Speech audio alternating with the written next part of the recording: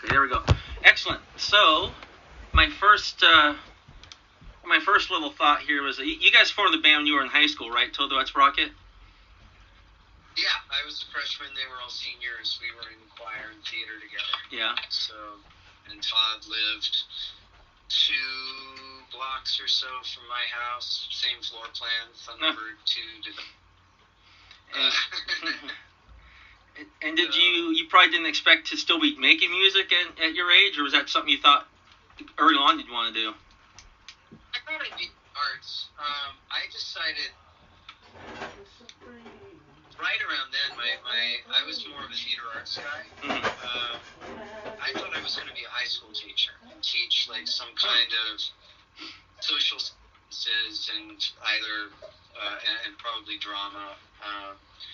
I remember just my teacher back then talking about how, when he went to, the reason he was a teacher is he loved the theater, but then realized all his friends were going to go off to New York and Los Angeles for a lifetime of auditions and public scrutiny. And he wanted the theater, but he didn't want that. Right. And I was like, hey, I want the arts, but I don't want to compete. I don't want to always or go out publicly and always feel humiliated. Yeah. So I thought I was going to do that, and we ended up getting signed when I was 18, so I never quite got to. So I made in the arts, but I was planning on being a teacher. Yeah, like visual art, or what kind of art were you into? Performing arts. Yeah. Yeah. Okay. Theater, Well, cool. I remember I saw a quote. I don't know if it was you that said it or maybe it was Todd, but it was like a VH1 special about. And Toad the Wet Sprocket had a clip on there, and one you said you were just a high school band that stayed together. And I don't know if that was you that said that, but that always kind of stuck with me. Probably. Yeah. I mean, pretty much. And it's 25 years after he said that, but it's still accurate. Yeah. And you guys came up kind of during the whole grunge era, and you were definitely a lot different. You were playing, you had melodies, and you were kind of singing positive lyrics and introspective stuff. And did that? I mean, I guess was there a pro and con to that doing that you noticed from your audience or even you personally? I think it was just strange being outliers. And there was a lot of emphasis, this kind of idea that you had to be edgy. The depth and edginess were the same thing. Sure. If that makes and at the same time, I love a lot of those bands. I mean, Soundgarden, Pearl Jam. Sure, yeah. Fun. Freaking awesome. I mean, amazing music. But we were kind of outside of what was going on. We were in our own little corner. And I mean, I think we had music that sounded happy enough. The lyrics, it wasn't like they were like bright. Mm-hmm. I mean, they were really effective. It didn't really fit in a certain way. We didn't fit in, with Hootie and the Blowfish and Gin Blossoms and all those other bands either. Mm-hmm. We had kind of our own flavor, and so I liked what we did, and I think our audience stuck with us because, I think we were speaking to nerds just a few years before nerds ran the world. Yeah. Before nerd culture was easy to come by, and I'm sure there's probably still school districts where you can get your ass kicked for being into math or science, but yeah. We grew up in an era where that was more the norm, and so I just think we spoke to people who were a little bit on the outside, and that was our audience. Which is interesting because grunge was supposed to be the outsider music, and yet here you guys are doing something totally different, and you're viewing it as outsider music too. So it's interesting, that perspective. Well, and that's the way social movements work, right? Right. Like people start. I don't know what the first year was that people said punk was dead, but I'm assuming it was probably 1977, yeah. right? Right. As soon as punk became popular, that was antithetical to the vibe. And I remember having a friend who worked at Nordstrom back in the grunge days, and they she was a young shop girl, and they took all the girls, they took all the staff, and they're like, people will walk in and they're wearing plaid and they'll have things to tied around their waist. You'll think that's not fashion. It's a statement, and you can send them to this area where we have grunge. You know, it becomes fashion very quickly. But I think any movement like that's also speaking to something authentic and speaking to something that needs to be spoken to. I mean, and in the same way, you can have that with things like, you know, back to Hootie and the Blowfish, or say Norah Jones. I mean, you're very different artists. Norah Jones came out of an era where women were, you know, fighting for edginess, right? There was like, how kind of gnarly can you be? And then Norah Jones just came out and beautifully, and people went apeshit for it. And same with, you know, Hootie and the Blowfish, in an era where people were like trying to be as edgy as they could. Hearing a band sing a song about holding your hand was really refreshing. Yeah. Well, it's funny you mentioned Hootie, because one of the questions I had, the one and only time I've actually seen you perform was in 1994, 94 or 95. I was on the Dulcinea tour. Me and my dad's a big fan, so when I told him I was talking to you, he was like, whoa. But I saw you at the Arlene Schnitzer Concert Hall in Portland, and Hootie and the Blowfish was their opener. But by the end of that tour, they were like one of the biggest bands in the world. So I don't know what that was like, touring and kind of seeing that ascension, and if that changed the tour dynamic at all, or if you even remember how that far back. You know, in a business way, we talked about flipping the bill, and they didn't want to flip the bill, you know, having us over for them. And they just remained really good friends for a long time. You know, they're great guys. Yeah. And that was about it. Like when we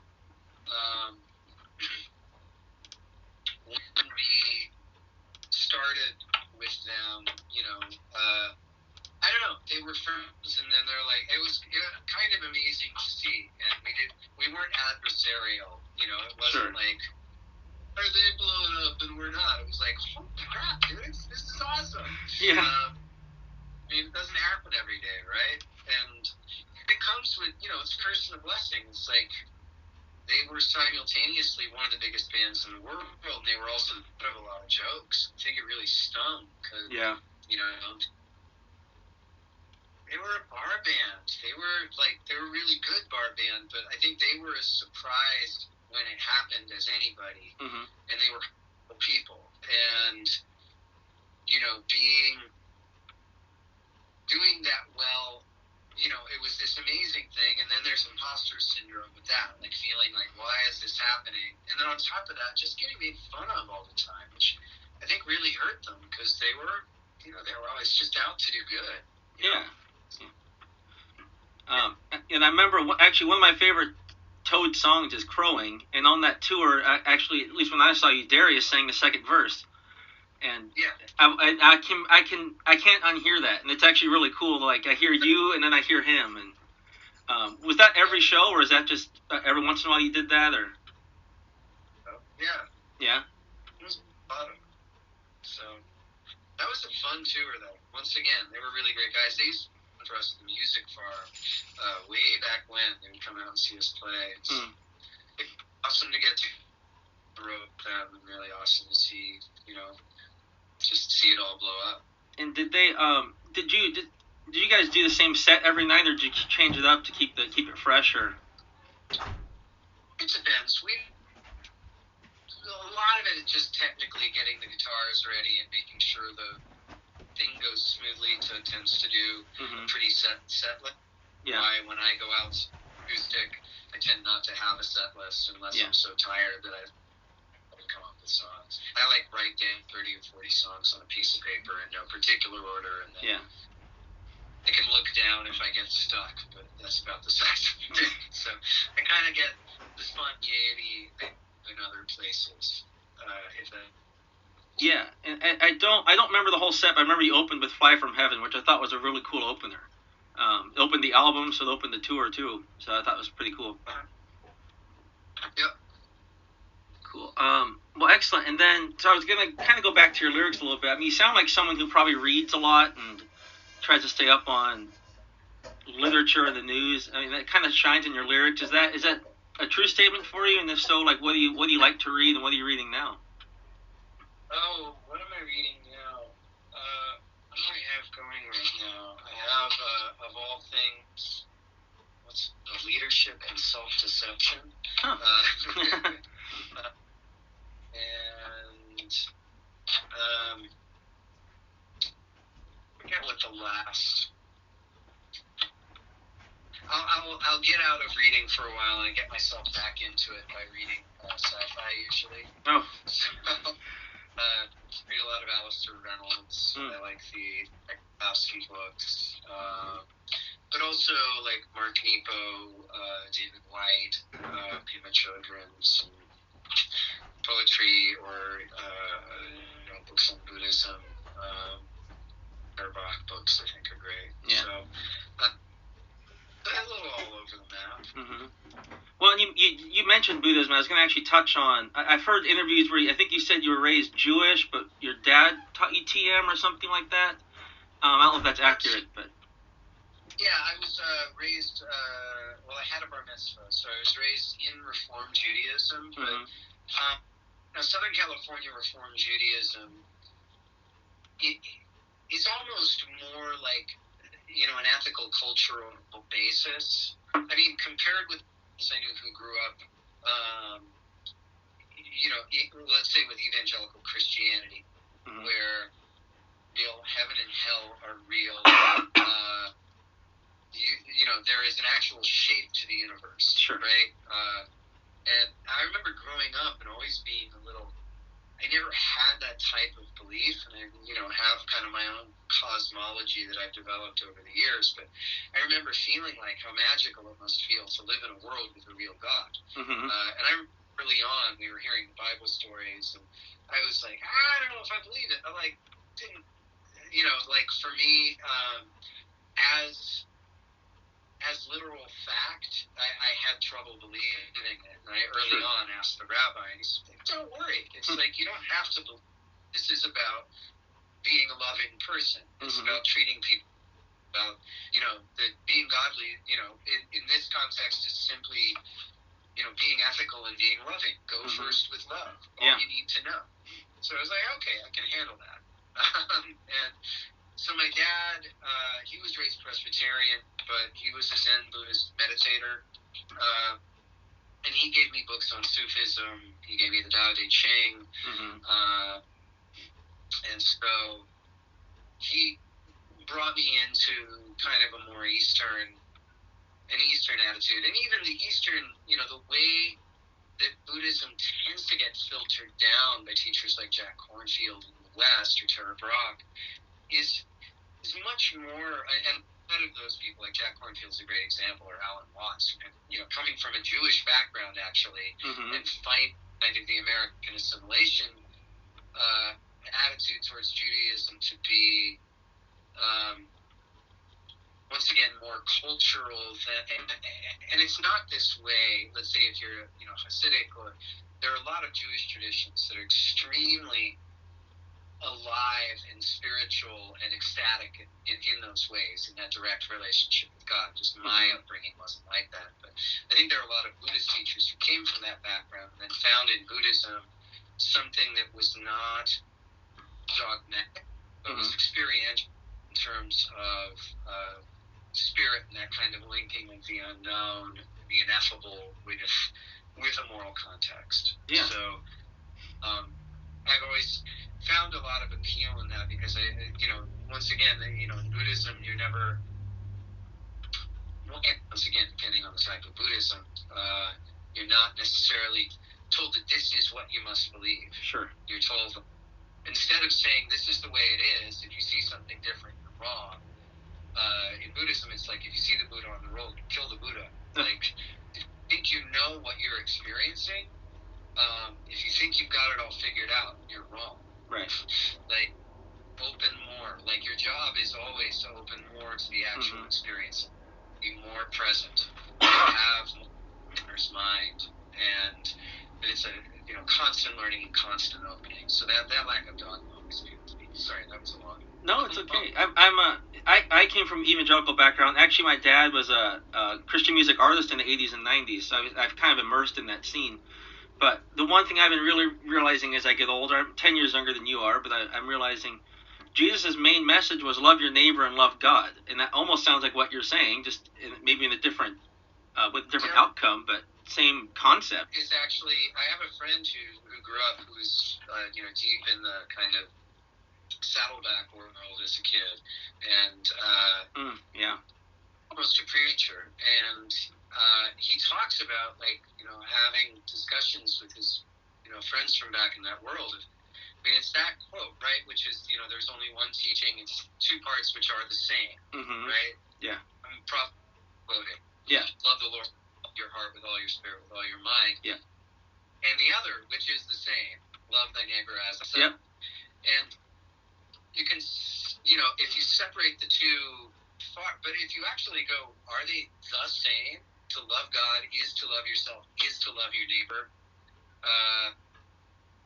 And an attitude of possibly that nothing is not God. If God created, God created that there can be nothing that is not God, and that's kind of in a non-deist, without the kind of personification aspect of God. And once that's a way of trying to explain God to people. We personify things, we make them act like people so that we can kind of understand them. But that idea of God simply being the sum total of everything, and that if I am willing to give myself belief in terms, or something that is more akin to faith in terms of that, which means something that I can't prove, but I'm just willing to say I believe it. Yeah.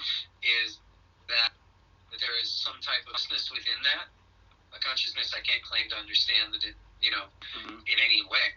But I feel like I like the idea that there's some kind of consciousness that I can't perceive that's binding it together, and that it's bound by love.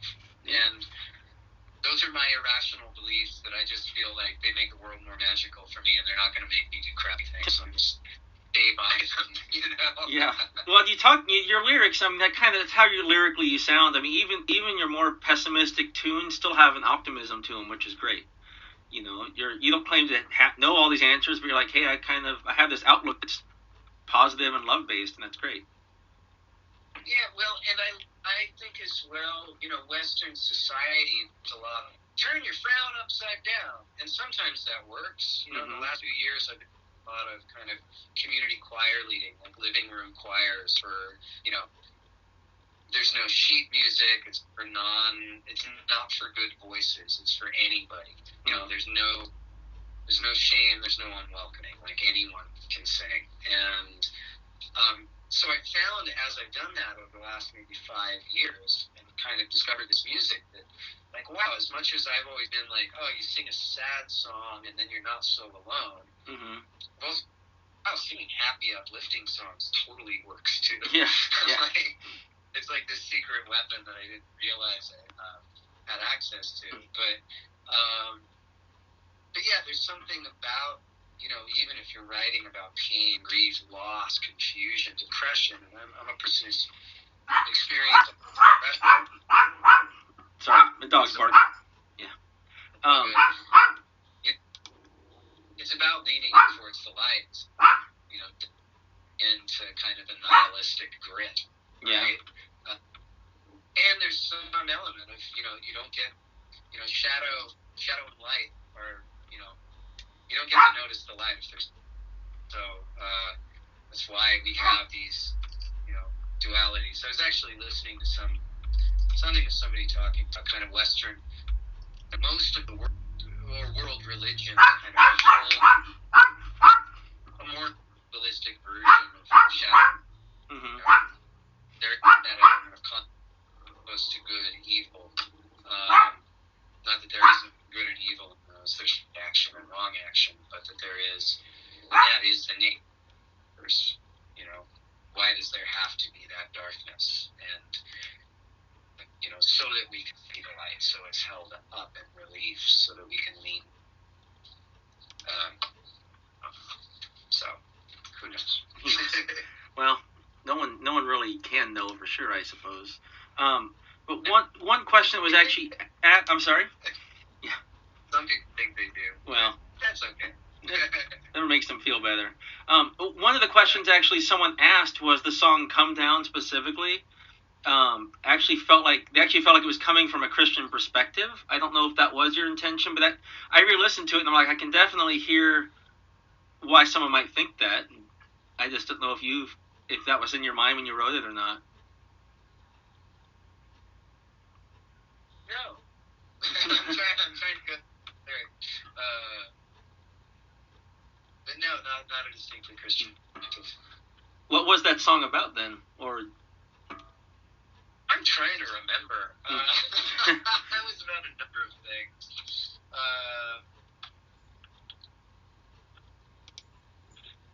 I mean,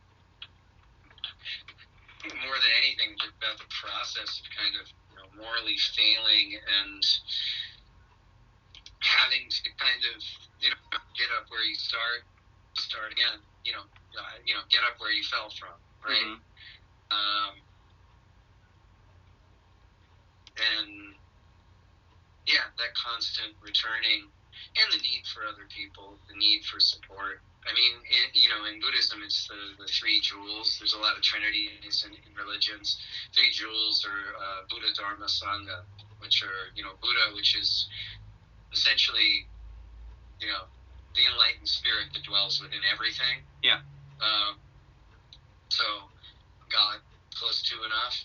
Dharma would be practice and knowledge, and Sangha is community. You kind of can't be held without community. You need others. You need the reflection of those to love you, to nurture you, heal you, to set you back on the right path when you're going off the right path. And, in order for,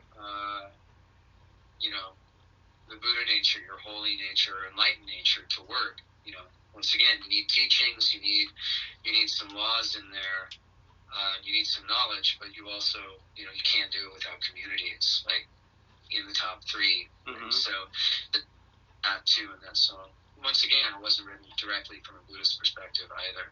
Yeah. But more just about, making a mistake, getting up, trying not to do it again. It's a Confucius thing too. Confucius taught that also. Another question I don't know if this is true, but another question someone asked is, they said you don't tour Canada anymore, and they didn't know why. So I keep wanting to see him, but they haven't been to Canada in a long time. Oh, I think partially just it got more difficult to go to Canada as far as permits and border crossing. We don't have a huge draw there, so make kind of financially worthwhile and getting through the red tape and kind of the rigmarole of it. Yeah. We should go there more. We did a terrible job of building an international audience that was sustainable. So I hope that there are ways for us to do that in the future. But yeah. Well, I'm glad you mentioned the future, because I was going to ask, Randy Gus left the band officially, right? Or is he just not touring? He's no longer in the band. Okay. And are you able to speak about what happened there, or is, why he left? Not in great detail. I mean, the simplest way to put things is just his kind of medical condition was at a point where the athleticism required to be a rock drummer. Mm-hmm. And he's, I think, touring rock drummer with OI that I know of. Yeah. Last year, Perfecta. Mm-hmm. I think he was just at a point where, the fatigue and the pain were kind of overwhelming. Yeah. And so it was, time to move on. And there were years where he wasn't touring with us, was still technically in the band. Mm-hmm. At some point, moved on. So do you have plans to tour once the pandemic is over, and do you have a new drummer in place for that, or just a touring drummer? We have a drummer named Josh Dobbin, who's been touring with us for the last few years, and he actually recorded with us on the new record, but the band is, on paper, officially at this point, it's Dean and Todd and myself.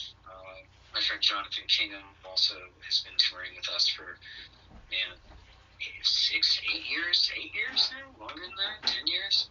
Jonathan's rode with us forever. And he plays keyboard, slide guitar, kind of fills in the extra parts and extra harmonies. So we do it as a 5-piece live. And the three of us are, technically the band. Yeah. Because we're a high school band that didn't break up. Yeah. That was the next part of my question, kind of related. When you are personally writing a song, do you know if it's a Toad or a Glen song, or how does that process work? Do you have like Toad writing sessions and Glen writing sessions, or what's the plan there? No, I mean, when I'm writing songs, it kind of depends. I mean, back in the day, everything went to Toad. Mm-hmm. And I wrote about half the songs and co-wrote about half with Todd. Mm-hmm. And songs with Todd, about half of them, it's all his music, and sometimes a couple of words, and I'll kind of take, there's, when will we fall down? He had that. I was like, that worked, and so I wrote the rest of the lyric around that. And so about half the songs of his, I'll add like a bridge or something to. Half the music's full, and then the other half of the songs are mine. So that's how it normally works. Mm-hmm. When we got together, I did write for New Constellation. I was mostly writing specifically for Toad. Mm-hmm. There were, simply because there were functional things. Like, I had been writing songs that were folkier, that didn't have much in the way of counter melody. A big part of the Toad sound is these kind of weaving melodies. Mm-hmm. But things solo acoustic, so I don't write that way. Yeah. So I started going like, I can do counter melody, and I'm going to write songs for electric, songs that rock, that are folky songs. And the new album, actually, I was 80% of the way through a solo record, and I just decided I'd like to hear these songs with Toad. So we moved those songs over, and I wrote a few others, and so, I mean, the weird thing is, you can take pretty much anything I write, and if you have kind of themes like very melodic bass happening, and you have our harmony and counter melody, if you have Todd's guitar, which just doesn't sound like anybody else, it sounds like a Toad song. So it's not rocket science to make a Glen song into a Toad song. That's all. You just have Toad play it. It's like, ta-da! Well, you have a very distinct voice as well, so I think that it's hard. I think it'd be hard for me to separate. When I hear a Glen song, I'm thinking it's Toad anyway in my head. Well, yeah, I mean, it's the difference is, for the most part, does Toad play it?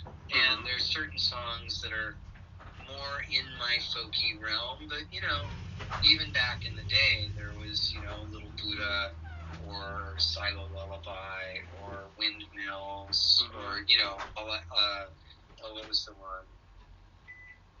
Wasn't it hard? I don't know, there were these songs that were much more off to that, but the band kind of brings them all into, Are We Afraid? Is what I was thinking. The band kind of brings it all into center. Yeah. I Will Not Take These Things for Granted. The songs that are a little more like my hippie side, or my, the heart side, or whatever, or, but the band always had those work. And so the new album, we're hoping to be on the road after Labor Day through a lot of October, and album out by then. It's pretty much all ready to go. Oh, good. Excited to hear it. But yeah, we'll see if people think it sounds like Toad. Are you going to tour Alaska at all on this next tour? Man, I would love to. Alaska and Hawaii are just, the cost of getting out there. I know. For Alaska and Hawaii. I mean, I played a few solo shows out there. It was great. People are so happy when a band comes. Oh, yeah. People turn out. It's like, hey, someone's coming to town. Let's go see him. I mean, Wu-Tang sold the place out. I mean, it's crazy. So. Oh, yeah. In Alaska. Yeah. And I'm actually in Juneau, so it's actually an island, so it's even harder than Anchorage to get to. I was kind of going to go with... If we could make it there. I would love to go back to Hawaii, too. One of the wildest shows we ever played was in Honolulu. Just once again, people are so happy when people make it out there. Yeah. And I'd mentioned that my dad was a musician growing up, and we toured with him in the summers. Did your kids ever go on tour with you, or is that dad's on the road, I'll see you in 6 weeks thing? We were in the winters. Mm-hmm. just for some daylight. No? No. Well, I'm from Oregon, so we would in the summers we'd go. Yeah, I've been in Alaska for 5 years, so. But. Sorry. So your question, touring in summer? Yeah, we would tour. Yeah, okay, so we would tour with my dad in the summer times. I didn't know if your kids ever went on tour with you during the heyday. Yeah, some. Yeah. I mean, they would come. When they were really young, the other guys had kids. Mm-hmm. But then, the other guys had kids. It got. It's. Yeah, they came out. They were coming out to shows. I mean, they wouldn't be out for the whole summer. But they would come out some. Yeah. And now we've done some road trips here and there. They're all grown now. They're all in the, 19 to 25. So it's different kind of scene.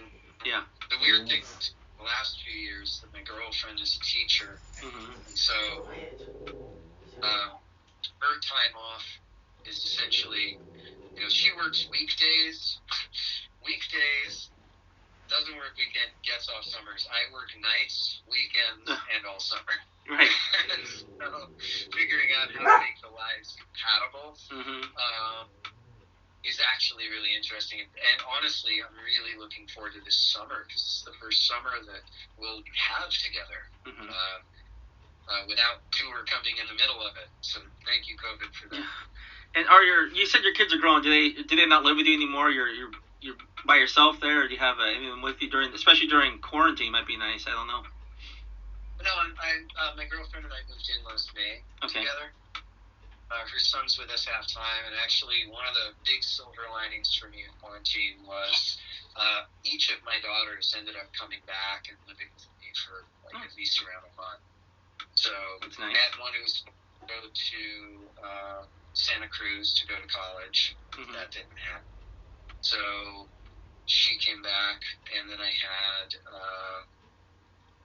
one was in Brooklyn, and she's was a chef. Down. Yeah, that's not good. Lived with me a while. And I have another one who teaches dance in a juvenile justice facility. And of course, that got shut down, and so she came and visited. So it was amazing, having them all back. They're awesome kids. So they're awesome young adults. There you go. How are you doing on time, Glenn? I don't want to keep you waiting, but what? Yeah, I mean, I have a few more questions, but if you need to go, just let me know. No, it's fine. I get long-winded answers. I require editing. That's what Brian told me. He goes, "Look, if you ask him these questions, he won't stop talking." So, and actually, I was telling Brian, where is it? I wrote this question down, but you kind of have, to me, you kind of have the soul of like a Bob Dylan, where you're in touch with how you feel, but how other people might feel as well. Is that something that just comes naturally for you? Have you just had to kind of work at figuring out, like, being in touch with yourself, but also practicing empathy, or is it naturally Glenn? I mean, I think there's an inclination. I mean, when I was a kid, I couldn't understand how the world functioned because I felt like if everybody felt as strongly as I did, I felt like I was just trying to hold it together a lot of the time. And even through my adult life, I've spent a lot of time just battling kind of an intensity of feeling that it's overwhelming a lot of the time. And so, I mean, with that, I think there was, solace in music because of that. But I also think that, writing, and particularly creative art, like writing songs, it's an act of observation. It's an act of, and I think there is a honing of attention to other people and imagining, of other people's internal lives, right? Like, part of the novel is that a writer is able to kind of flesh out these people and have an understanding of their individual internal lives. Songwriter, I think, hopefully, that's part of that too. And like everybody, I have my blind spots and the places where my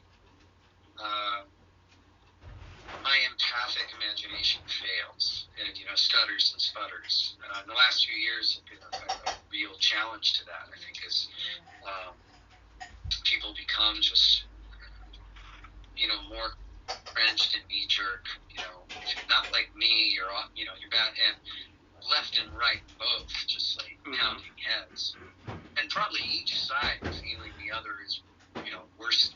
And I'm coming from my bleeding heart liberal side. I realized I was becoming an angry and judgmental person. I couldn't stand it anymore. Like, how to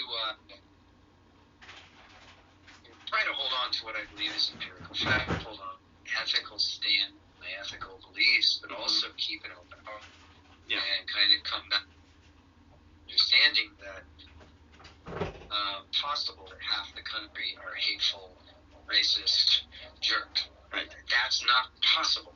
Right. Which means that if I'm that attitude and my knee-jerk action doing that about people, I'm wrong. And so the next step to do is to imagine, like, okay, there's certain things I'm going to disagree with, but I'm, trying to see it through other people's eyes. Trying to just assume that almost everybody, is motivated out of a desire to care for others, out of a desire to have their own safety, out of it is live in a world that is fair and that makes sense.